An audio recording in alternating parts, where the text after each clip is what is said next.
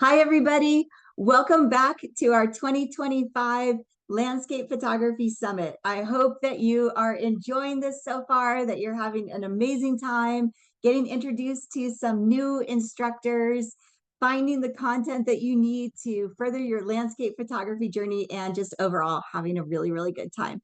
So, for those of you guys who don't know me, my name is Angel McNall.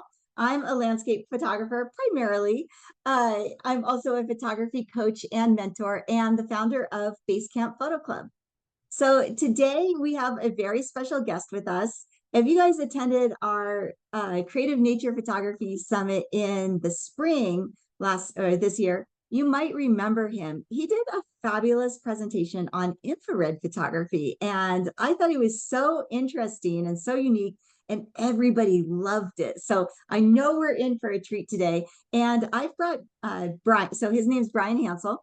I've brought him back to do a presentation for us on something that's kind of unique and a little bit of a specialized skill, but one that can serve you in so many really cool situations and help you get to locations that you might not otherwise be able to get to. So, Bryan is going to talk to us today about photographing from a canoe or a kayak. And he's going to give us all kinds of tips and tricks for that. And so, just to let you know a little bit about Bryan, he's uniquely qualified to give this presentation because Bryan has been a guide for many, many years for a kayak and canoe company. He owned over 40 kayaks at one point, business. He just has so many years of experience because that is his other passion. So that's one passion, and photography is another passion. So now Bryan is a full-time photography teacher and workshop leader. So if you want to go out with Bryan, you can definitely find one of his workshops and go out and have an adventure from him. He is based in Minnesota, but he goes all over the country teaching his workshops. You might have also seen his work in National Geographic and Outdoor Photographer magazine and more. So he's an amazing landscape photographer, and I'm so excited to hear what he's going to say about this topic. So, Bryan, thank you so much for being here with us on the summit. Yeah, thanks, Angel. It's great to be back at a summit again, and I'm really excited to talk about canoe and kayak photography. Awesome. All right. Well, let's jump in. No pun intended. Whenever you're ready. I guess the goal for this is not to be in the water, right? Yeah, well, I have all kinds of guiding jokes from back in the day about when people capsized, I'd be able to tell them. So hopefully we don't end up in the water and I'll have to tell bad dad jokes. I hope so. So, I'm just curious, are there tips in this presentation about not going into the water? There's not. But if you have some questions about it, I All can right. uh, I can tell you. All right. We'll see. Thank you Yeah. so much. Uh, Yeah, so this presentation is canoe and kayak photography tips.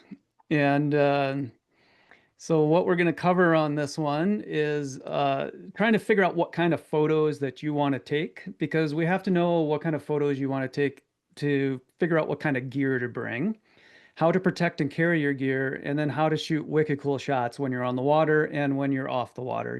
Get something like this lighthouse, which you probably wouldn't be paddling on the day when it was that wavy, but you never know. So the first kind of question that you need to ask yourself is what kind of shots do you want to get? And I kind of put it in a few kind of different categories. So the one on the left in this particular slide is sort of it's on a trip that we did. So we paddled. So these are a couple of friends of mine who are taking 3 years to paddle and dog sled across the country. Um, and then I joined them for a section of the trip where we wanted to get photos of them for a magazine article. So we were doing the trip, but we were also sort of posing for the photos, and that's that kind of shot there. The one here is a little bit of the same. This was on a family trip, so that's my kid and wife. And we're just out and about on a beautiful day, so I'm trying to pose them a little bit for the shot, so that maybe it's sellable with a magazine article or something like that, or used in an ad or something. And then there's just completely candid. You're out doing a trip and you just want to capture pictures that you see as you go. So that would be this example, the third one there. And then the fourth one is the one that really makes me excited, is making these kind um, of shots that are sort of canoe or kayak in the landscape. So they're actually landscape shots, and I just slap a boat in it. And so that's kind of my gig. And in order to decide this, I think you got to ask yourself a couple questions before you make a decision on what you're going to do. That first category of you're out on a paddling trip and you're trying to semi pose people in the best light is, are you willing to wait for the light to pose for the shot? So in this case, we were out camping. It happened to be in the fall. I think it was October, mid-October, so it's fairly cold. And sunset, you probably want to start getting back into the tent. So you want to eat and you want to get in the tent because the temperatures are going to drop down to the 35, 40 degrees. So I'd have to talk my wife into getting in a boat and going out to pose for the sunlight. I know that she doesn't like it as much as I do, but she bears with me. So the next one is, do you want to be able to capture moments when they just happen? So in this case, we're on another trip in the Boundary Waters, and we decided to skip a portage. And for people that don't know what a portage is, it's a trail that goes between one lake and another lake. So you throw your backpack on, you put your canoe on your shoulders, and you carry everything across to the next lake. Well, we decided to pick a portage, and you can see that my kid here, I think he was like 4 or 5, it looks maybe 5 at the time. Um, he wasn't real excited about wading through the water, so he just jumped in the boat, and I wanted the ability to capture that instead of taking time to pull a camera gear out of some kind of dry bag or something. So the types of shots you want is going to help you select the gear. So there's also strategies for candid on the move kind of shots that you can do. So we're going to talk a little bit about that as well, and that comes down to the sort of camera gear you'd want to bring, and I'll show you examples of that. Um, and so basically we have the 5 Ps of paddling photography. So instead of proper paddling prevents poor performance, we have pictures of paddling partners, portaging, and partridges.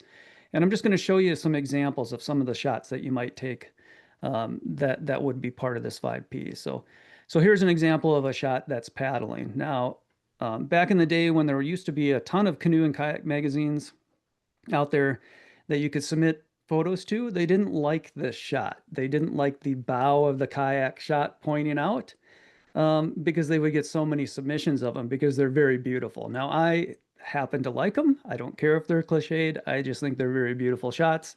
So I like to take them. You could also take pictures of your partner's paddling. And here's my wife sitting on a pocket beach on Lake Superior where we stopped to hunt for Lake Superior agates. So that's always good to get a picture of your partners. And portaging, particularly if your portage is unusual. So for this portage, we had to down climb a cliff in order to get the canoe around the waterfall in the background that you see there. So I was actually able to stand above it and look down. So when you have a unique portage like that, it's a good idea to take a photo of it. But I will say that most people neglect taking photos of people portaging. So everybody talks about how bad the portage was, but there's never a photo of proof. And isn't there a saying about that it didn't happen unless it's on Instagram or unless it's photographed? So you should photograph the portages, and partridges aren't all that fun to photograph, but moose are. So we'll just go with the M instead of the partridge. So here's some desirable camera features. So we want a camera that's somewhat small. We want it that's easy to access, maybe waterproof, could take a polarizer, and if you're going to shoot wildlife, you're probably going to want a long lens. And that's really hard to juggle in a camera. As you can imagine, there's all kinds of different cameras out there. So I have used all of these. My camera assortment's a little bit different what I take now, but these have been cameras that I've used in the Boundary Waters or in a kayak or in other locations. But I'm going to cover just kind of the why and how each camera works a little bit different. So here's an example of a camera that would be very easy to access. This one actually fits in your pocket. So this whole case, the yellow case that you're seeing the camera sit on, is a waterproof case. The camera fits in that. And then if you have a big enough pant pocket, it will actually, that whole yellow case will fit into your pant pocket. So it's very easy to get to. It's protected. Um, and you're ready to go. So if something happens, you can pull it out and be ready to shoot. And that's a Ricoh GR3 for everybody. So that's one of my favorite. And I actually just killed mine, so I need to send it in for repair. But yeah, that's one of the best pocketable cameras I think for this type of photography. So here's an example of something that looks not so easy to access. So all the camera gear in this case is inside this duffel bag. So this is made by a company called Watershed, and that's made in the USA.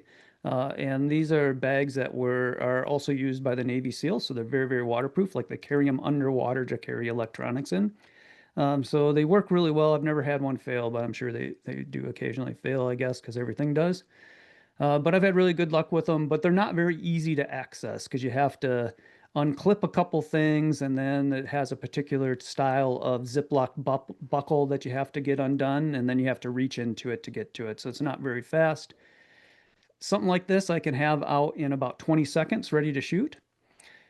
Grabbing a camera out of here is probably a minute, minute and a half type of a situation. So small is better for the candid type of shots when you're on the move. So this is like a Nikon Z50, which is a really small mirrorless camera with an interchangeable lens. And I don't remember what lens that has on it, maybe a 40 millimeter or 28 millimeter. But they have a 16 to 35, I think, or 16 to 50 that's very, very compact because it uh, basically collapses into itself to maybe an inch long. Then you can have like a not too small camera. Like you're probably not going to be carrying this around your neck, and it's going to make you a little bit nervous when it's out in the boat. Uh, so here it is. Here's me showing that I don't care that much. I just set it on the floor of my canoe. Like people are very nervous about having open cameras in your boat, but if you're not going to capsize, you're not going to lose the camera over the side, right? So the next thing that might be desirable is waterproof. And the nice thing about a waterproof camera is when your friends decide to land on ice pack when you're out kayaking in winter, you probably don't want to bring a $3,000 mirrorless Nikon or Canon or Sony out with you because it's icy and cold and winter and wet. So if you have a waterproof camera, it makes it really easy to get these kind of shots. And the other nice thing about waterproof cameras, so these were all taken on inexpensive kind of, well, they're not very inexpensive, but they were taken with like a tough camera, like an Olympus tough camera. Well, the OM systems, I think it's called TG7s. I think this might have been a 4, but they allow you to do these quick half underwater, above water shots of people, and that adds a little bit of a unique look to your trip shots. And then a polarizer is always nice because during midday it can get the sky nice and blue. Now these are all polarizers put on small cameras, so I'm not even using like a real mirrorless camera in this case. This is just an example of like what a polarizer can look like on a point and shoot. So with Ricoh GR3, I have to have an adapter, and once you put the adapter on the lens, it's not a very small camera anymore. And in this case, it's actually a polarizer snapped onto a cell phone for people that are using a cell phone for this kind of stuff, because cell phones are not a bad idea for some of these types of shots. So let's get specifically into the different types of camera, except for wildlife. So wildlife's unique in that you're going to need a long lens. So generally speaking, if you're shooting wildlife, you're not going to be able to have an easy to grab camera that's easy to access when you're out paddling. And this shot here was actually taken with a fisheye lens in the boundary waters. You can see these, I don't know if you can see those very well, but there's some reddish looking stains. Those are pictographs in the boundary waters that they estimate 500-600 years old. So pretty cool. So the cell phone shot is actually something that I will use when I'm out paddling because they're small, so they fit into a pocket on a life vest very easily. They're very accessible, and like Google Pixels and some of the iPhones and some of Samsung phones are actually waterproof. So if you get rain on them, so it was raining when this rainbow was out, I just pulled the cell phone out and got a quick snapshot of it, so we'd have something for memory purposes. But I also like the shot. So, and the newer cell phones are pretty good. You can print up to 8 by 10 on them without an issue. So this shot, I took a whole Boundary Waters trip with my family, and the only camera that I brought was a cell phone to force myself once to see how good it could be. No, I guess I did have a backup camera. I just didn't trust myself with the cell phone. But the goal was not to take any photos that weren't with the cell phone, and it worked really well for candid style family shots. And then the nice thing here, I'll just zoom in here. I think with the selfie function, it took about 10 years off of our life because it smooths out your lines on your face. So there's always that advantage with the cell phones as well.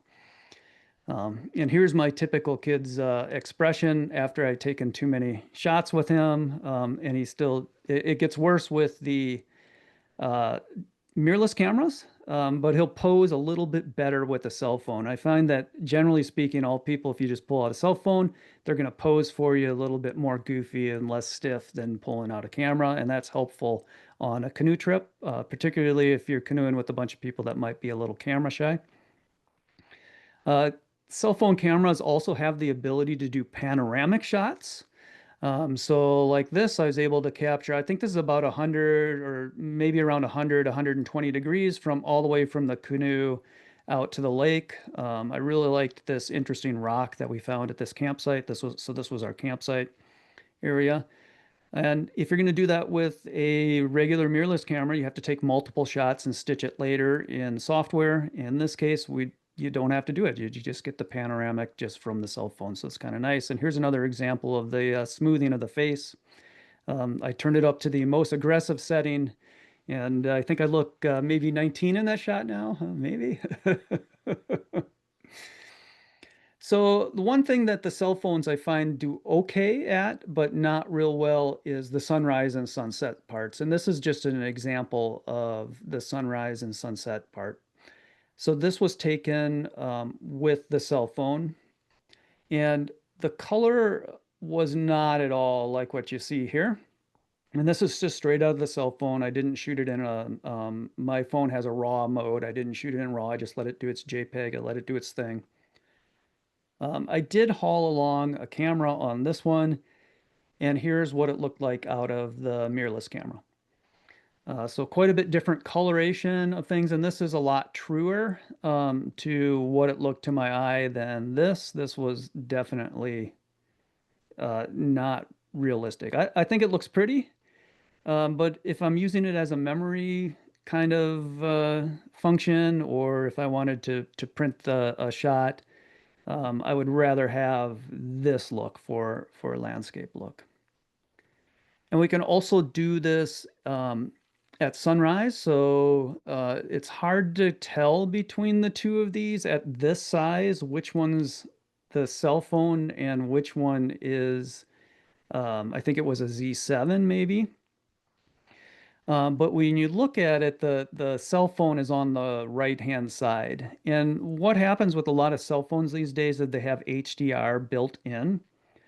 And at sunrise and sunset, when you have that HDR function turned up to the full amount, it can create some weird colors in the sky. And it certainly did it in this case. So this yellow sky looks a little bit unnatural and have the little flare down at the bottom off the bow of the canoe. And then the shot on the left is the one that I took with the camera, and I do like that better. And then when you're looking at the full size image, it's significantly more better quality as you would expect. I think there's a philosophical reason though to avoid cell phones, particularly if you're on a multi-day trip, and it comes from Leopold or Aldo Leopold in Sand County Almanac. He was writing about how outdoor recreation is valuable to us. and our humanity. And the way that he talks about it and others talk about it is recreation is valuable in proportion to the intensity of its experiences and to how it differs from and contrasts with your workaday life. And I will just say, because we always have cell phones in our pockets, if you're like me, the thing is almost always with me. I'm answering emails when I shouldn't be on the weekends, and it's just everywhere with me.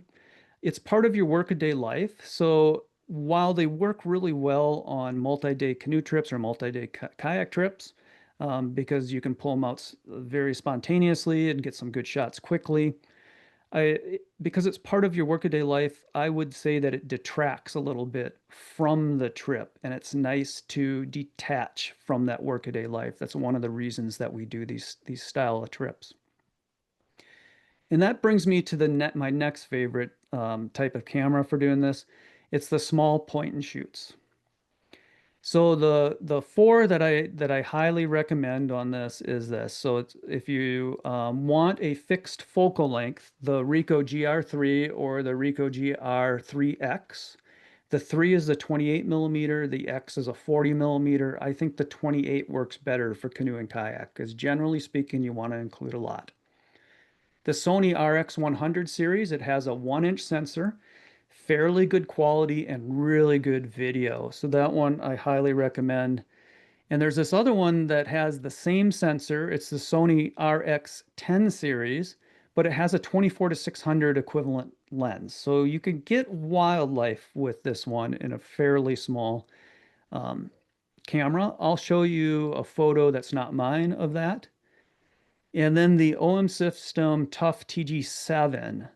It's a smaller sensor, but it's waterproof, so you can put it under camera or underwater. It's very tough, so it can take a beating. So this is kind of the camera that I would just tie to my life vest and leave it in a pocket and just pull it out whenever I wanted to use it. So that's a really nice one.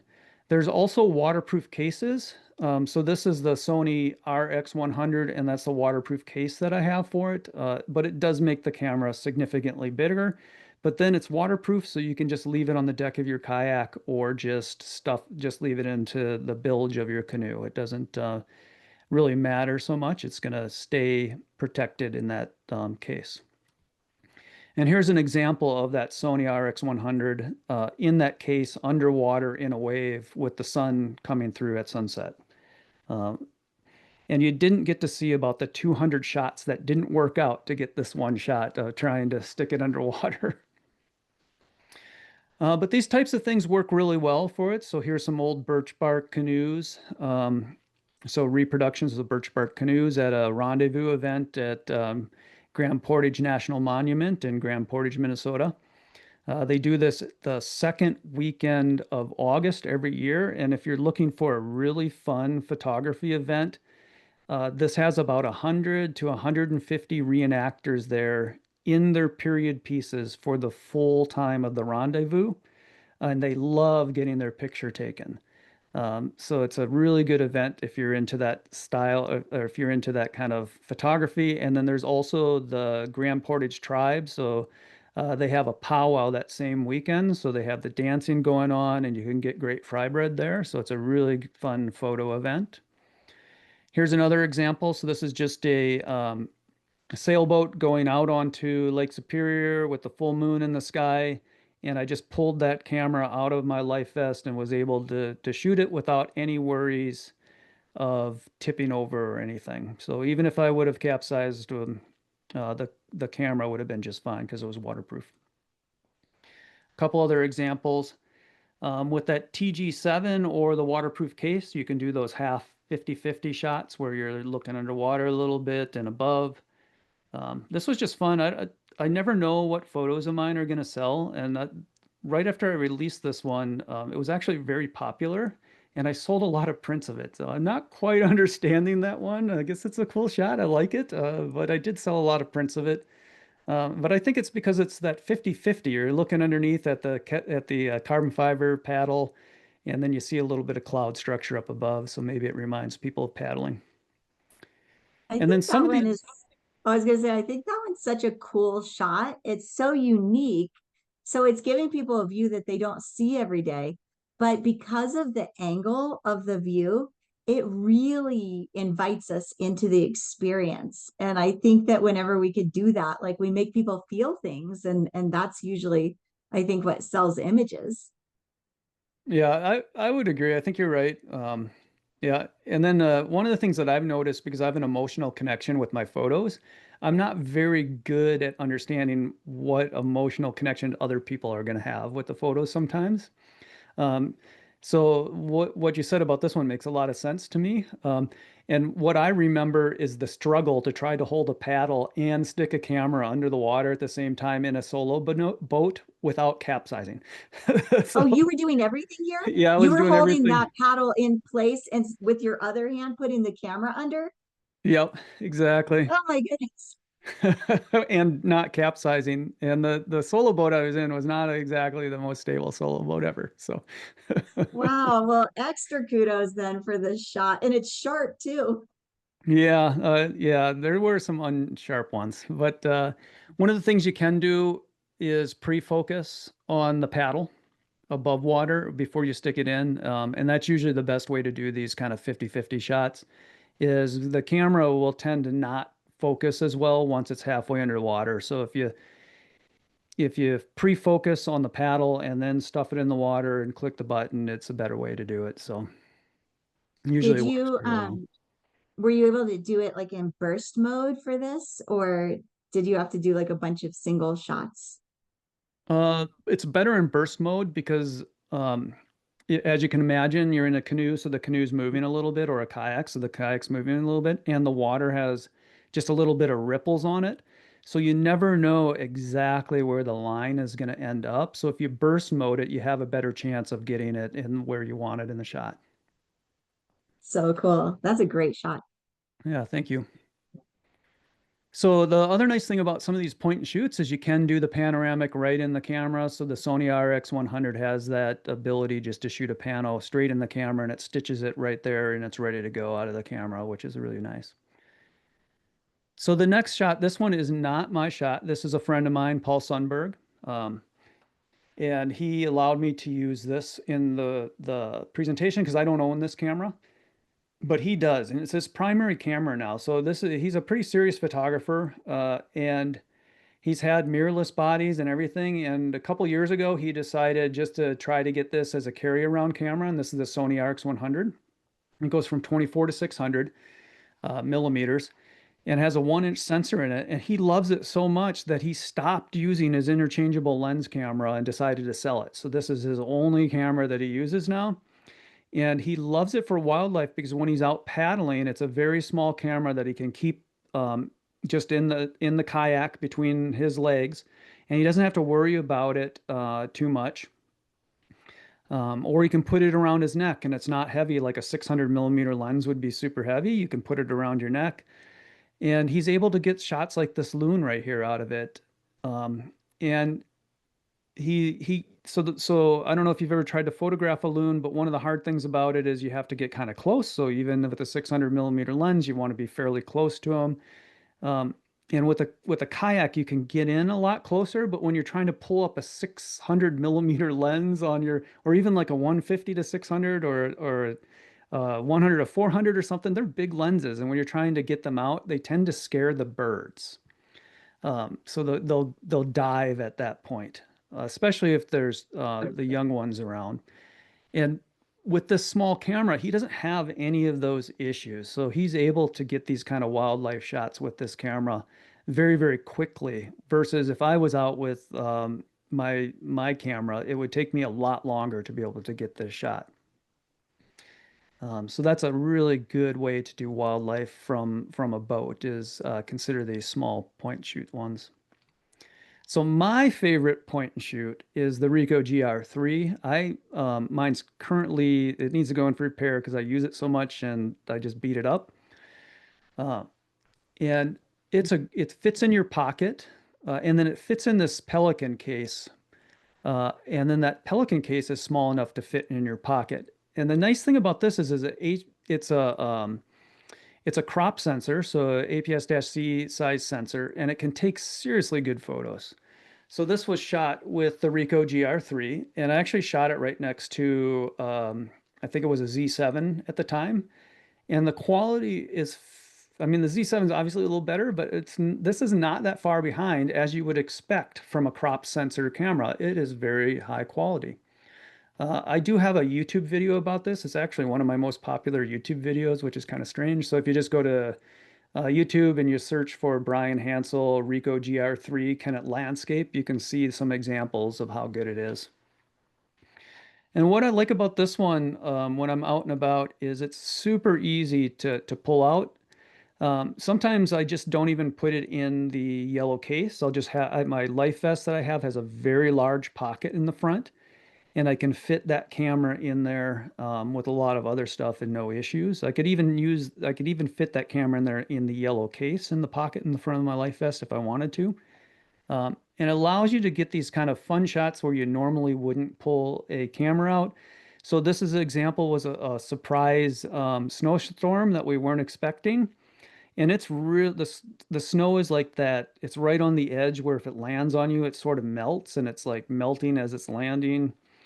So everything is just getting soaked. And that is not a situation that I really enjoy pulling an expensive camera out in. But the Ricoh GR3, you just pull it out of your life vest, take the picture, and you go.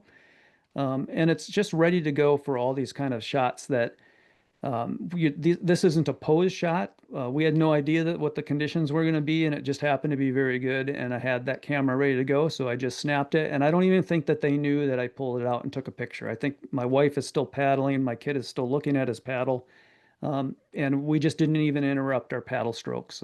Was able to get it out. It's also really nice because when we take a lot of late season and early season trips, so we get a lot of ice on the water. Um, Maybe I wouldn't take my good camera out to get that shot, but I was able to stand up in the canoe and shoot above my wife and kid while we're going through this ice, just because it's a small camera and I felt comfortable of doing that. It's also very fast to get these kind of candid shots. So I thought it was cute that my kid was drinking the hot chocolate that way. So I had that camera ready to go, pulled it out and clicked. And now I have now I shared it all with the Landscape Photography Summit as a proud dad would do. So a little bit of a family slideshow, I guess you're all getting subjected to. I But love these shots. yeah, yeah, it's super fun to get these kind of candid shots just because you have a small camera. I know, like, there's a serious side of photography where you have the really big camera, and sometimes you miss these like little small moments just because it takes a little extra time, or people get a little shy once that big camera comes out. But if it's just a small camera that's a little bit bigger than your hand, sometimes they don't even notice it. Like, I don't even know if my kid noticed that I was taking a shot in this spot.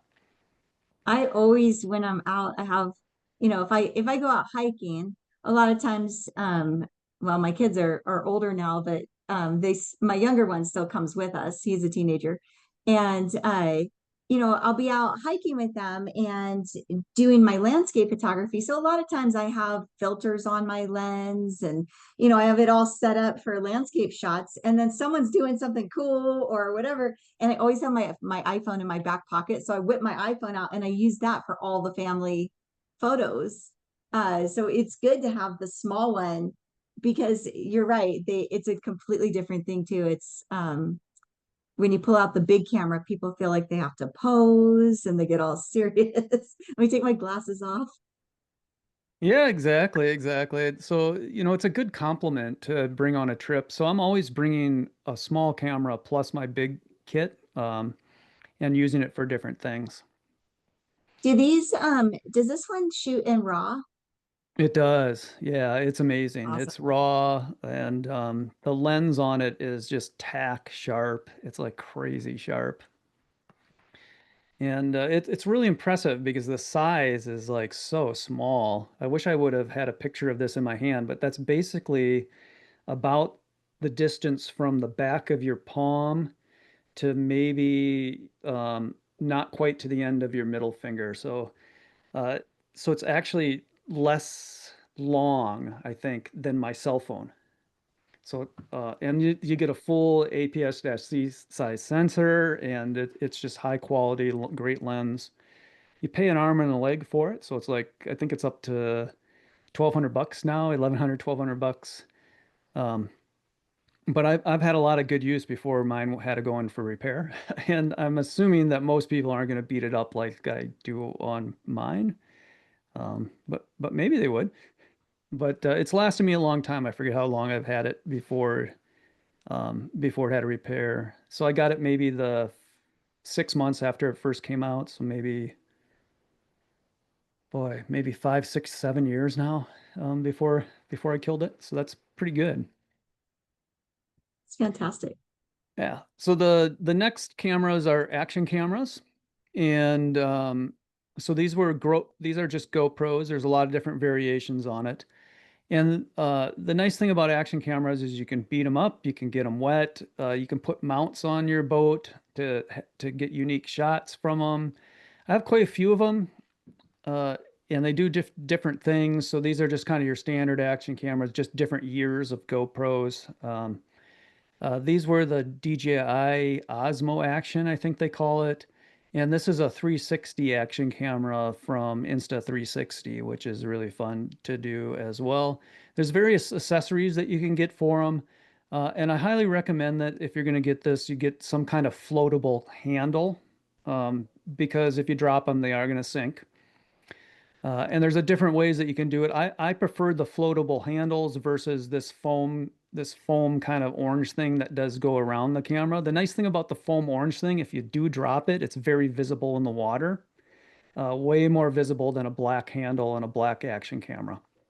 So either try to get like a yellow handle or an orange handle or something that's yellow or orange on it. So if you do happen to drop it, you don't lose it. You can also get selfie sticks for them, which are really fun to have too. So this is a floatable selfie stick. So you can, and it's not a super long one. It maybe goes out about 5 feet, but it is buoyant. So if you do drop it overboard, it's going to float. Um, so those are good strategies for action cameras. The downside for action cameras are noise. So you can see kind of the noise in this shot here. And then you get that distortion, so that curved kind of horizon distortion going on. You can correct that. And then, Adobe's new denoise or whatever programs out there is amazing. So the new denoise and Lightroom Classic, Lightroom and Photoshop is unbelievable.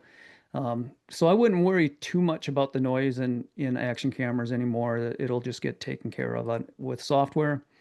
And then you can correct that distortion with software as well, so you don't get the curved horizons. The nice thing that's fun about the 360 cameras is you can make these little planet videos. So those are super fun. Um, and on this one, I just That's happen to have it. amazing. Yeah, isn't that hilarious? So great. Yeah. So I have it mounted right here on a selfie stick, and then the selfie stick is a little bit higher than my eye level, so that it looks like you're kind of looking down and you get that planet video. So they're a lot of fun for that usage. And then the next camera is that small interchangeable lens camera. So usually there's not a lot of these out there. Some of the Sony 6000 series, the Z50s. Um, I don't know if I don't remember I don't know if they have a new one, but the old M series that Canon had that was super small was really fantastic. And they give you a lot more options because you can bring different lenses. So you can start to get shots like this where you're zooming in. So this is with a 300 millimeter lens, and zoomed way in at sunrise with the sun just popping up through the fog. The longer exposure allows you to get it when you're a kid. So this is when my kid was like 5 or 6. Was already paddling his own solo canoe, and we were just doing a river trip where we paddled around and then we had to carry up the river between pools. Um, and it's nice to have those small point shoots because they're really high quality as well. So if I wanted to print this, I wouldn't feel bad printing it out 16 by 24, maybe 20 by 30 with the right shot. And that's just a 20 megapixel because I shot this with the Z50, which is just a 20 megapixel. So you get really high quality photos out of those. Um, and good color, lots of options for lenses. And yeah. They're just a little bit bigger than like a Ricoh GR3, but the versatility that you get is significantly higher. And then, of course, there's cameras for quality and campsites, and those are kind of what most of us are going to use anyway. So I don't have any photos of them, but or I do have a photo of my kit that I'll show you when we get around to how to pack it. But these are the kind of things that usually goes in a very well protected case because it's a very expensive camera. So like I shoot, my primary cameras are Nikon Z8s, and I really don't want to put a Nikon Z8 in my life vest, particularly when I'm out kayaking and the waves are overhead. Like it's just not something that I want to do. Um, but having an action camera that you can pull out real quick, it allows you to get a shot, or having that Ricoh GR3 or your cell phone. um, I don't mind pulling that stuff out because if it's in a floatable case, it's probably not going to, you're probably not going to lose it and you're not going to destroy it. But I'm a little bit more caution with the Z8. Now, you can get camera cases for those high-end cameras, but they tend to be really big and they're designed for diving. So they're not really designed to fit into the small spots in a kayak or a canoe.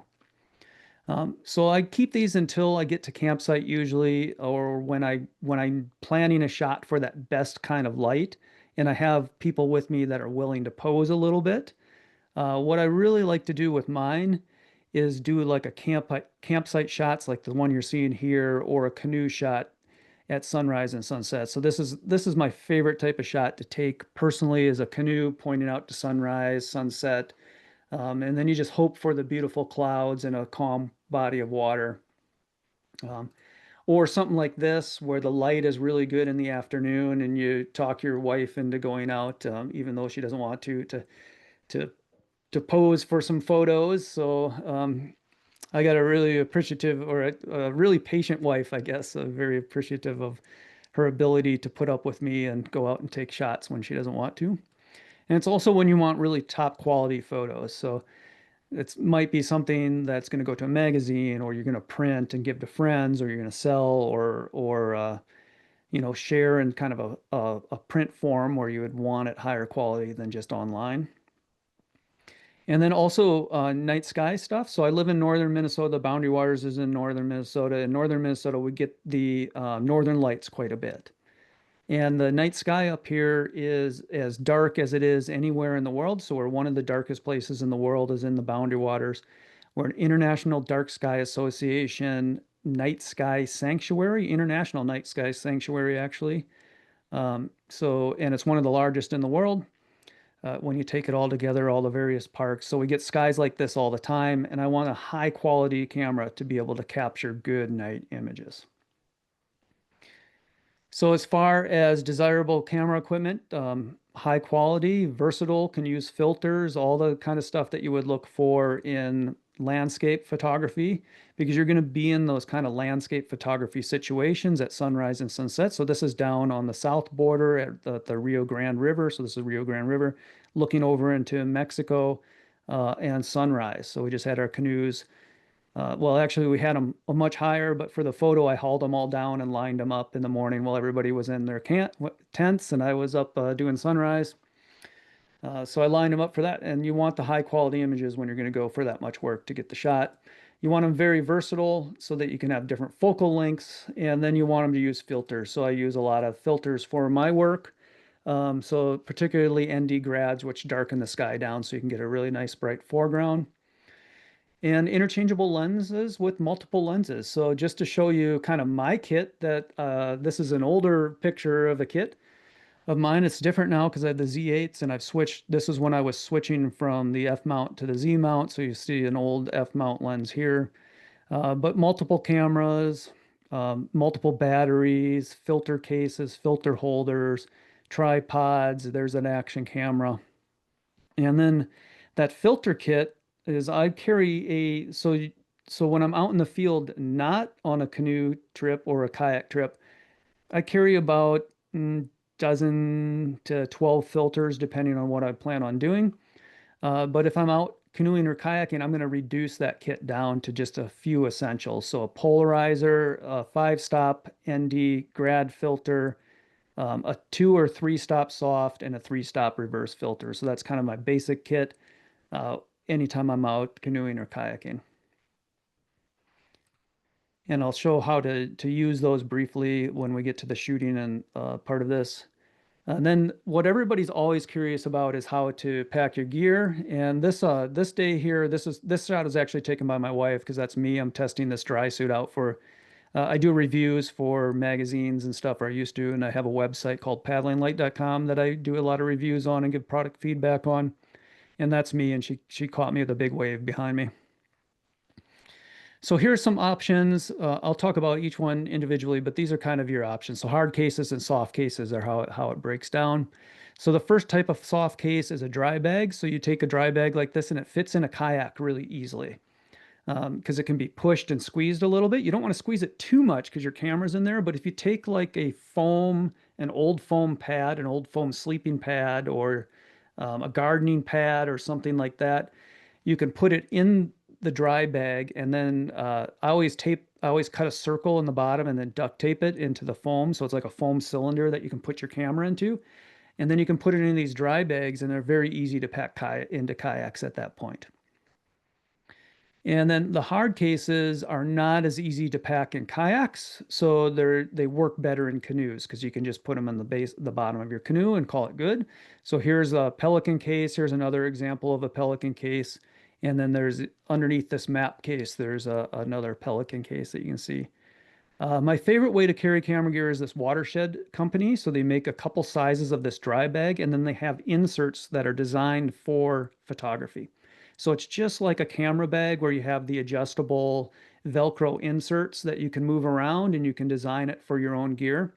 Um, this is the bigger one, which I think is the Chattanooga. And the smaller one, I forget the name of. I actually don't like the insert as much as just taking a f-stop PAX ICU, the small one, and then you can just stuff that in there. It doesn't quite fit the shape of the bag, but it makes it easier to get gear in and out. So here's all that gear again, and this is all that gear packed into that bag. And if you look in here, you can see that kind of foam padding that's protecting your gear from, you've got one camera here, another camera here, extra lenses over there, and that foam padding protects it all just like it would in a camera bag. And when it's packed up, it looks like this. So this system's kind of unique in that it uses a zipper pull sort of closure. And in order to open it, like if you were to this tab and this tab are on different size, but if you were to grab this bag and grab that tab and pull as hard as you can, it doesn't come apart. The only way to get this apart is to cup them in your hands like an S shape. And when you do that, it will actually easily come apart. So it's very, very secure. And then it's buckled over the top as well. And that's made by Watershed. So this is what I recommend for everybody looking for a quality soft bag. I haven't found anything that is nearly as good as their duffels. So here's some tips, and this is me trying to be clever with a slide, is tips for taking photos, how to cook a photo, and then there's cooking gear all lined up. And you have the specific, our family has to have specific color forks and spoons, so we don't use these others. So you can see the different colors there. But I think the best style of composition here for canoe and kayak photography is the near far composition, which for anybody that does landscape work, this is probably pretty familiar style of composition. And the way that you do it is you put something interesting in the foreground. So in this case, we have the fall colors on this bush right here, something interesting in the background, which is the sunrise or sunset. And then you connect them through the middle in a way. So here we have the extension of the fall color out to kind of the yellowish sunrise or sunset. So kind of standard landscape photography composition. One of the keys with this one that people kind of miss sometimes, I think, is you have to get right over top of your subject to make these work when you're shooting a wide angle, and your lens and camera is often tilted downwards. So here's an example, so you can see how extreme that this camera is tilted downwards. And then the shot ends up like this. So you get the large boulders at the bottom because of the distortion of the lens is creating that kind of, with that angle, kind of distorts those rocks. And then we have this semi C stack going up. And then because the bushes are at the top, on the top of the C stack, they start to distort out as well. And the more that you can get those features into the corners of your wide angle lens, the more they're going to get distorted. Here's another example of it. So there's this crack right here that I was shooting. And you'll notice the camera's kind of tilted down a little bit. And here's the photo from it. So it makes that crack really elongated. And the photo actually starts right about a couple inches in front of that tripod leg. So that's the very bottom of the photo. So that's this part of the photo starts about right here in this scene. So I'm right directly over top of it. The next thing that I use for this work is I'm a filter person. You don't have to use filters. You could use HDR. You could use exposure blending. There's a lot of different ways to do this. I like to use filters because I can get it done in the field and I don't have to spend extra time on the computer. I already spend too much time on the computer. So I like to use a filter. So this is an example of the filter in a filter holder on a lens. And here's an example of what that filter can do. So this is a shot of the foreground, but the sky is blown out. Here's a shot where the foreground is dark, but the sky is properly exposed. And then I just put a filter on there. So this was a prototype filter, so we didn't quite have the color correct on this one. But it was a prototype filter from Stingray. It's called the all-in-one. We fixed all that. And then over the sky, we put you put the filter over the sky. It darkens the sky, allows you to get that bright foreground. The most common question you get with this is, how do you place this? How do you place this filter? So here it is next to the photo, but if you were to place it in exactly the spot, the back end of the canoe, the water, and the sky would all be a little bit dark. So instead, what you do is you move it up and down until that line ends up right at the horizon. And this is a 3-stop reverse, and that's mostly what I'm going to use with these canoe and kayak shots. Just because you want that foreground to be very bright so that you can see the canoe or the kayak. Settings for these types of shots are pretty formulaic. So I always use aperture priority mode, and I use an f-stop from anywhere from f11 to f16. Usually around the f11 is plenty, as long as the lens is wide. So anywhere from 16 to 35 is wide. Typically, I'll be shooting somewhere around 16 to 24 on these shots. And f11 is plenty of depth of field to get everything focused from the foreground to the background. And then you also want the lowest ISO that you can do on your camera, as long as you're not trying to stop any wave action. And then the shutter speed, it's going to be wherever it's going to be. And usually that's not an issue for these beauty canoe and kayak shots, particularly if it's a calm morning like this canoe shot is taken on. It didn't really matter what the shutter speed was because there wasn't any movement on the water anyways. But if you have some waves coming in and you want to stop the action, then you raise the ISO. Otherwise, you have it at the lowest possible ISO. If you want to blur water and you need a slower shutter speed, then you add a solid ND filter, which was that square one that I showed earlier. So here's kind of the classic canoe and kayak sunset shot is the way that I like to shoot it. So you have the canoe very close to the camera, and then you have like a sunrise or sunset going on in the background, and you point the canoe or kayak straight out to that sunrise or sunset. So this uses that near-far type of composition. The canoe or the kayak becomes the near, and the far is the sunrise or sunset, and the connection between the two, you just use the canoe or kayak to point out to the horizon. If you can, you're going to set up your tripod or set up right next to the canoe. So in this particular instance, my tripod legs are just outside the frame. If I tilted my camera down any further, you would see the tripods. You'd see those tripod legs. It's about a foot away from the bow of the kayak or less even. So for these canoe and kayak shots to work, you want a little bit of distortion built into the canoe.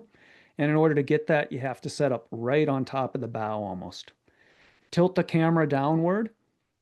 And then the other thing that's very, very helpful with this one is to have your tripod set up about waist level, because that's going to make that canoe's bow look even bigger in the shot, and it's going to be more attractive to to your eyes, and it's those same settings. So it's the same settings as the near far. So f11, lowest ISO, wherever the shutter ends up, it ends up, and then raise the ISO if you need a faster shutter, put on an ND filter if you need a slower shutter. I'm just going to show a couple examples of that because it's something that I really like to do. So a lot of the times when I'm planning my trips, I'll try to select a campsite that I know is going to be a good sunrise and sunset campsite for this type of canoe or kayak shot. Um, Even when we're really tired, it's the end of the day, we'll bypass some campsites that aren't going to be good sunrise and sunset shots. So I want this kind of rocky surface, an opening that points towards sunrise or sunset. Um, if it's not going to do that, I at least try to get a good one for the night sky that's pointing either north or south towards the Milky Way. So here's another example of this style of shot. Um, I just find that when you put the canoe in there and you angle it towards sunrise, you get a lot of motion into the shot because that angle is going to drive your eyes out to the sunrise, and they just tend to work really well. The same type of thing works at night sky shots, and this one, this is a little bit older. I would light this a little less bright now if I were to go back to that lake. But this was using a off-camera light that I like to carry with me just to light up the foregrounds at night of the canoes. Um, and here the settings are a little bit different. So this is just your standard kind of night sky settings. So you want a fast lens, so 2.8 or faster. If I know I'm going to be doing some night sky shooting on a canoe or kayak trip, I'll bring like a 14 to 24 2.8 or a 16 to 35 2.8 with me. Um, and that's going to cover all your landscape work and all your night sky stuff. Particularly the 16 to 35 2.8 works better. ISO 3200 to 6400. Ideally, a big sensor camera like a full frame or APS-C size sensor. That Ricoh GR3 actually takes decent night shots too. And then you're going anywhere from 15 seconds to 30-second long exposure. There's some debate in the night sky community over how long your exposure should be. There's different rules. People will say different things about the different rules. I'm kind of simple on this. I like to use the 500 rule. So you take your focal length, divide that into 500, and that gives you the maximum amount of seconds to leave your shutter open so that the stars are still somewhat looking like pinpoints at normal viewing distances on a print instead of pixel peeping on your screen. So it's fun to get a little creative if you can with the night sky. So these shots are great where you have the Milky Way and the canoe pointing out, but you can go out in the right spot with your canoe and pose underneath the night sky. You just leave your camera on continuous mode with a shutter release cord. You lock your shutter release cord open. You get in your canoe and you go paddle out. And in this case, it was the right spot because this water here, although it looks far from shore, is actually very shallow. So my canoe paddle is actually touching the bottom of the lake at that point, and I'm holding myself as still as I can so that I look sharp underneath these northern lights. So that's kind of the trick if you know that there's going to be northern lights out on your trip when you're out in the Boundary Waters or somewhere else. If you can find a campsite that has shallow water in front of it, you can pull these types of shots off more easily than if it's not shallow. Because anytime you're in a canoe, it's even when the surface is completely calm like this, it moves a little bit and you end up getting not sharp shots. The blue hour is also really good at night. So we get this, so the blue hour happens after sunset, about 45 minutes to an hour afterwards, depending on where you're at time of year. May last 45 minutes to an hour. It sort of depends on where you're at. And everything turns blue. In order to get a shot like this, I like to go out and paddle on it, particularly if there's a full moon rising. This is a full moon rising because you get the nice light across the water and then shining on in this case, wood gunnels of the canoe. The key to these is having the higher ISO because you're in the canoe. So the canoe is moving back and forth. So you have to jack up your ISO in order to get a faster shutter speed so that you can stop the action and the motion of the boat. Otherwise, everything ends up being a little blurred in the background. Sometimes your canoe will end up being sharp because your camera and you are rocking with the canoe, and then the background ends up blurred. But if you have a shutter speed of about a 60th of a second on a calm day, you can usually get a pretty good background shot. Particularly, also if you do like a burst, if you shoot 5 or 6 shots of the same one of those will probably be pretty sharp. And then another fun one to do on trips are these tent shots. And I think the tent shots tell a really nice story. You're not only seeing the night sky, but you have the lit up tent. And if there's a campsite scene like in this one, you can show your friends around the campfire listening to music. This was on a Rio Grande trip too. So these are 1,000 foot cliffs that you're looking at on the ones that are dark on the far side of the river. These are kind of interesting to shoot. It's a little bit different and it's less light than what you think you need. So the way that I do it, if I plan on shooting tent shots, I'll bring a small LED like tea light that go, like you were using at weddings for candles. But they're usually candles, but you can get LED versions of them. And they run off those small watch batteries. Uh, and then in order to control the brightness of them, the only way you can do that is like you throw like I always carry a couple pieces of paper or a napkin with me and you throw it over until you get the proper brightness in your tent. So you expose for your night sky settings, you throw the tea light into your tent, you take a test shot, and if the tent's too bright, then you have to kind of diffuse the light coming off of that little LED light by putting something over it. Small pieces of paper or napkin work very well and they're very light.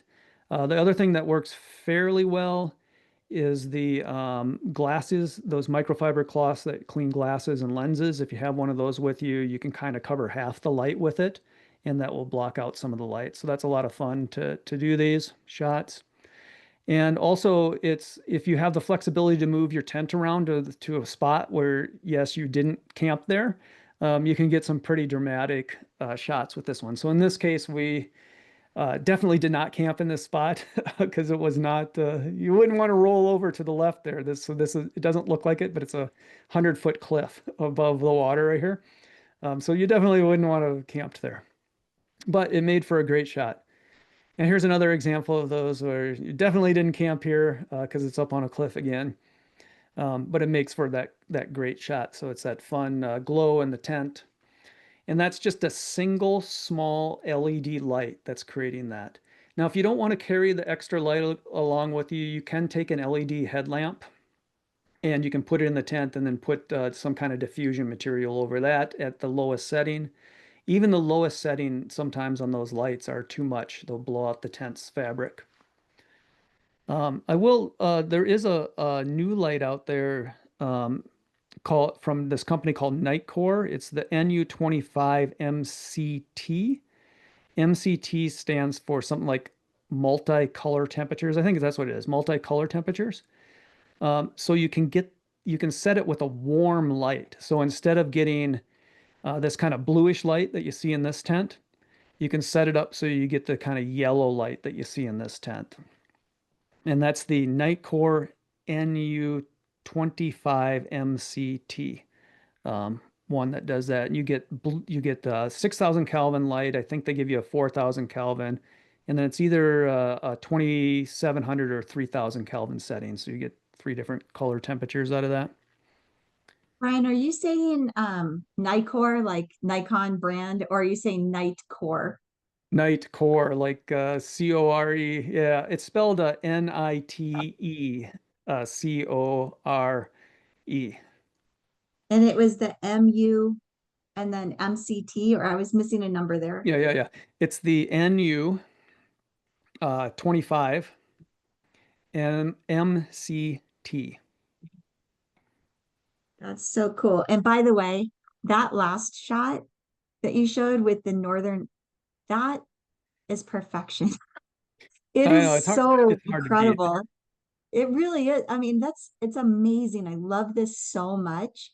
And I had no idea that the tea lights could be so bright. Yeah, it's crazy. They're actually too bright usually.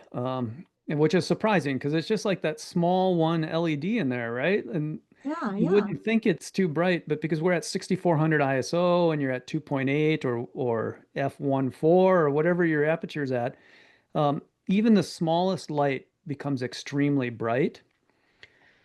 So when I'm lighting, so this one, you can see right here, the foreground is all lit up too, and that a lot of that's coming from the light out of the tent. You just don't need much light at night when we're using those kind of extreme ISOs. That was my next question. I was going to ask you if you lit the foreground, but that's all coming from the tent. That's all coming from the tent. I'll usually bring some kind of light with me to light the foreground as well. Um, this isn't made anymore. It was a Kickstarter I backed, but it was a, remember those slap bracelets that you would slap on your wrist? I don't know if you're from Yeah. the 80s, you'd slap them on your wrist. And so it's an LED light strip that's made with as a slap bracelet. And it has a Oh, built-in fun. battery with it and everything.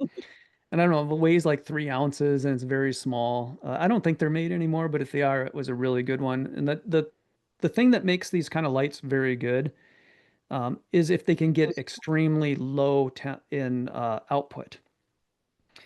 So, like one of the popular lights out there are lume cubes. So everybody knows the lume cubes, right? They make a panel light, which is an amazing light.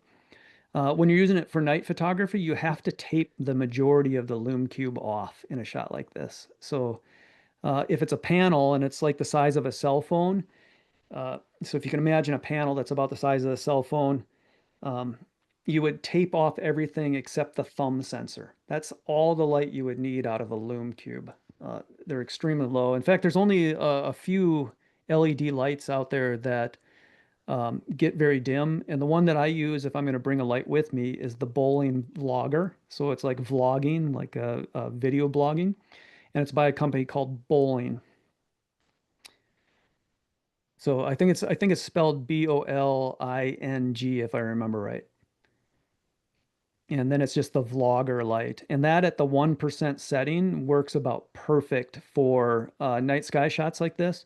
The other thing that you can do, in this case, we wouldn't have been able to do it, but if you have a forest behind you, so if there's like one of those scenes like I showed earlier where the sunrise, where there's the rocks and there's always a forest behind you, if you have like a headlamp with you, instead of shining your headlamp directly on the scene to light it, shine it at the forest behind you, and then the reflected light off the forest will light your foreground and it will look very natural.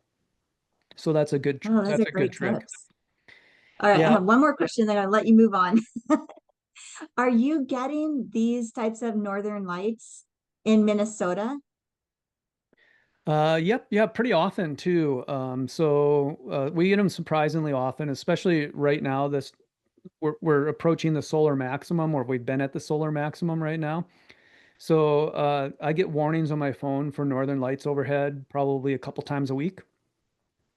I don't even go outside. So this is bad, I know.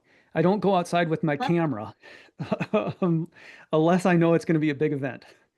I'll go outside on my porch and so I live in the country. I live outside. I live in a pretty remote community. So we only have 5,000 year-round population. 90% of our land is public land.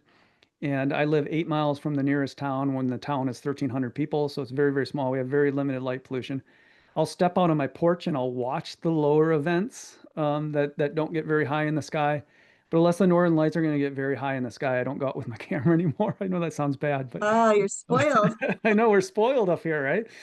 It's amazing. Yeah, like it doesn't come to Lake Tahoe very often, but if there's even a chance, I'll be out and there'll be a bunch of other people out. And last time I was out, I was talking to like two or three other photographers who each drove from over an hour away just for a chance.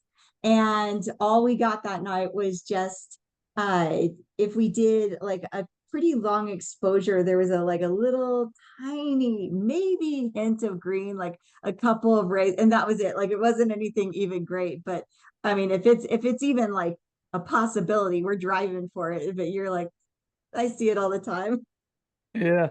And well, one of the interesting things up here too is even when we're not having a Northern Light event, I don't have a warning on my phone. If I am out photographing the night sky, I will try to put myself into position with a northern view at about midnight. Because a lot of times at midnight, we'll get these surprise events where it will just appear very low on the horizon, maybe for 15, 20 minutes, maybe a half hour, and then it will be gone. But it usually happens right around midnight. So there's always a good chance. In fact, I taught a night sky workshop just recently, and we had it was very it was a challenging night sky workshop because we had a lot of clouds, but we had a couple nights that were clear or semi-clear, and I think we had northern lights in every picture when we had a clear night on that workshop, if I remember right.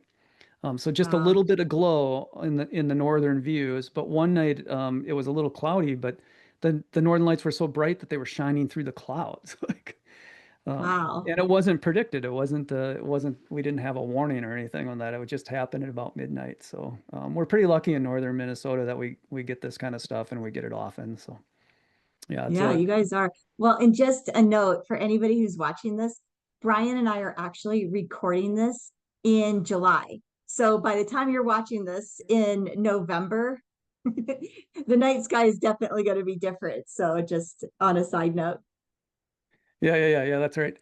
Um, but yeah, I mean, even the winter up here, we still get it pretty good. So, it's spoiled, I suppose. Um, I shouldn't be that's that awesome. way. Yeah, yeah. I know people that have tried to see them have come up here often to see them, and then they get skunked for so long, and sometimes the best ones there's no warning for it. You just look outside and there's awesome northern lights out, so it's kind of surprising. But yeah, That's so neat. this event here was actually a predicted event. And we are looking north in this view, but earlier in that night it was south of us. So it was overhead and it was south. It was all surrounding us. It was an amazing night of northern lights. That's great. Yep. Yeah. So let's see. Yeah, just the tea kettle. And this is a northern view, so it doesn't happen all the time up here. So I don't want to. This is looking north, and you don't see them in the shot, so it doesn't happen all the time. But yeah, so that's kind of the higher quality kind of campsite shots. These are the shots that I really live for on canoe and kayak photos. But I also love taking shots in the canoe and kayaks. The key on this is the shutter speed. So if you can keep your shutter speed over 1/250th and above, you're probably going to get a fairly sharp shot in a kayak, particularly if it's not wavy. If it's wavy and the boats are moving up and down a lot, then you might want to go to 1/500th of a second in order to stop action. And here's just some of the action that you can capture when your kid is totally bored. And that's actually a pose from him. I said, "Hey, Apollo, smile at me." And he just gave this frown look like he was bored out of his mind. But so I will say I have a lot of canoe and kayak shots that are in the winter. When I'm taking these type of shots, we are dressed for immersion, which means we either have wetsuits on or dry suits on. So if we were to capsize, we'd be protected from that cold water. Um, so this is the middle of winter. This is a sea cave that I was paddling through, and I just loved the ice. So you just throw a bow in the shot, and you can have ice. And this one, this won a contest from Canoe Kai magazine. I can't remember which one it was. Um, but I love these bow shots. I know they're a little cliched. Some people don't like them, but I just think they're really cool. So I do a lot of shots of the bow pointing out to something, especially if it's really pretty. Like, I mean, how pretty can a scene get other than fog? And these are all tamarack trees, all tamarack along, with the fir and spruce behind it. So it's just very beautiful. This is the start of fall, so we have the steam coming off the water. And then you get interesting stuff like this in winter. Uh, this is pack ice on Lake Superior that just comes out in and out with the wind. And then, when you need to stop your kayak and they want to put a stop sign there for you, you got to be able to capture that. So this one is actually in Iowa. It was during a flood event, and I just thought it was funny. That's great. Yeah. And then never neglect your paddling partners. So if you're in a canoe and kayak, you're going to want to use those kind of same shutter speeds. But I think in particular, a lot of people um, miss these kind of action shots because they don't zoom in enough on their friends or family. So you want to fill the frame with the action, and don't include much other than your partner, unless you're trying to show context. Like if there's a paddler paddling past a big cliff or a unique whitewater situation or something, then you're going to want to include more of the scene. But in a scene like this, you don't want to include much more than the kayak and the flag and the people holding the kayak up. This is actually a flagpole holding on the that, and they have this is a small island in Michigan, and it's just a little flagpole that they have set up with the U.S. flag on it. And we just held my kayak up in the air in order to make it look like the kayak had the flag on it. But you notice there's not much extra other than the flag, the kayak, and the people. And here's a shot of my wife navigating the Gulf of Mexico. Um, so I'm just trying to include what she's doing. So she's taking that action, trying to plot us a course from an island to the point on mainland. So I wanted to get in close. And in order to take this shot, what I did, I think the water was actually fairly shallow here, so I could have probably got out and stood there. But in order to take a shot like this, you can just pull your boat over, and as long as you keep your boat out, you can lean on your partner's boat. So I'm just leaning over on my partner's boat, and that gives you a lot of stability to take photos with. And I shot this one actually with this is a little older, so I shot it with a Nikon D850, which was a very expensive camera, and I wasn't too concerned about it because I was leaning on her boat, which gives you a lot of super stability. Um, but the nice thing about trips is, or on trips, the other thing that you don't want to forget is a telephoto lens. So particularly if you're doing like a whitewater trip, because all the whitewater action takes place kind of distant from you. So you can't be in the middle of the whitewater and take other pictures or take pictures of people going through whitewater. So in order to shoot all this shot and the next one, which is another whitewater shot, in order to shoot these, what we would do is so my canoe, the paddler Bear and I would paddle through the rapids first. We would land, and then we would tell everybody to come on down, and I would be ready with the telephoto lens so we could get shots that are interesting like this. And the key on the whitewater is you want to have a really fast shutter speed. You can see that there's individual water droplets spraying off the boat from this wave that hit them. And so I'm trying to get up to that 1/1000th, the 1/2500th of a second, that kind of range in order to stop action. It sort of depends on how fast the boat's going on. But 1/1000th would be as low as I would want to do some of these whitewater shots. And if you can get the people to be a little goofy as they're coming through the whitewater, of course, that makes fun. What I love about this shot is the bow paddler. She's so serious, and then her husband in the background is just being a goofball, you know. And we managed to. Looks So I like have a she's doing all the work. yeah. Oh, she is. Well, isn't that normal, right? Yeah. So yeah, she's totally doing all the work, and he's being a goofball. And actually, almost everybody. Quite a few people on this trip. I think we had 6 canoes. The stern paddler did something goofy coming through this rapid, and the bow paddler had no idea. So the canoe right after this had a guy with a football. He threw a football at me in the air, and I caught it flying through the air. And the bow paddler looked serious. So, but you never know what you're going to encounter on these kind of trips. So we had some rapids that we couldn't go through. So again, Bear and I put our canoe through it first so that I could pull out the camera and photograph it. So that's something that you have to consider when you're out with paddling partners. If you are the photographer of the group, so it's usually nice to designate somebody as the group photographer so everybody else can do the work and you can go do the work of photography. It's worth discussing that before the trip so you know that that's your role in the trip. Because then you know you're always going first and you're always picking up the shots. Um, So here's another one. This was actually on a kayak photo workshop that we were doing, but this cave was super cool. So having those, so what we did is just had somebody come in back into the cave with me, and I had her paddle out as I was taking the shot so that we could get her going out. Um, of course, this is on a workshop, so we have everybody kind of around trying to get shots. So my shot ended up having, other boaters in it while they were getting clean shots of her. Um, Here's another example, and this is one of those situations where there's a bunch of canoers. I think there were 40 people on the water, and I wanted to get photos of all the boats. So my whole day was paddle as far ahead as I could get, as fast as I could, turn around when I saw a cool feature, and then wait for all the boats to go by and photograph them. When you're with smaller groups, it's not as hard work. You can say, "You guys wait back here in this eddy. I'm going to go up and photograph you."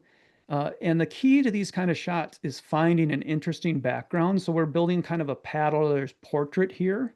So we want to show their canoe, we want to show them, and we want to have kind of a background that's almost like a portrait backdrop or something. So it should be plain and simple, or simple and cool, like a waterfall like this. This is on the Upper Iowa River in Iowa, which is a very beautiful river. But I'm a big fan of these kind of limestone backdrops or cliff backdrops if I can find them, because they really make the paddler stand out against them. The other cool thing is that you can do if you have it, if you have the ability to get out on your trip and this happens a lot on rivers. There's bridges that go over a lot of rivers, or if there's a cliff, if you can get up on it and shoot down on the group, it gives a really kind of a cool perspective. Um, and sometimes they'll do goofy stuff, sometimes they won't. This particular group, I couldn't get them to do anything goofy in this spot, so I just had them line up kind of seriously like that. And here's a pose shot. I saw these cliffs and I knew I wanted a shot from above, so I just so you can see my canoes back here. And then I came up to this cliff and I'm having people paddle past us to get the shot down the canyon. And here's an example where we're including less of the canoeist and more of the scenery. So trying to build this idea to show your viewers where you're at. Like it's the overall wide scene of everything to set the kind of setting. So the canoeist is just down here, very small, shooting the small rapid between those two rocks, but we have 1,000-foot cliffs in the background. And here's an example in Florida Keys. If you've ever been there, there's that bridge. I think it's like 7 miles or something. I don't remember how long it is. It's been a while since I've been on the strip, but it's like a 7-mile bridge or something. And I wanted to show that in the background of where we were paddling so people that knew that area, or if you explain that this is a 7-mile bridge, you have an example of it. So, because it kind of shows you in the place.